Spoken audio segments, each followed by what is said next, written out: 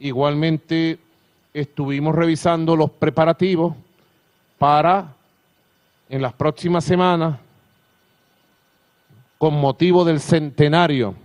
de la aviación militar bolivariana, con motivo de los actos de celebración de ese centenario de nuestra aviación militar, vamos a activar por todo lo alto el Consejo Militar Científico y Tecnológico que le va a dar la independencia del sistema de armas a Venezuela. Venezuela instala su Consejo Científico Militar Tecnológico con la asesoría y la ayuda de Rusia, China,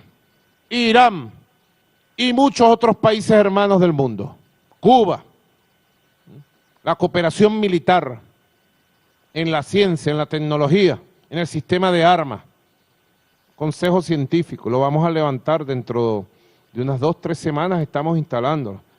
con todos los recursos, el apoyo logístico, el apoyo físico, el apoyo institucional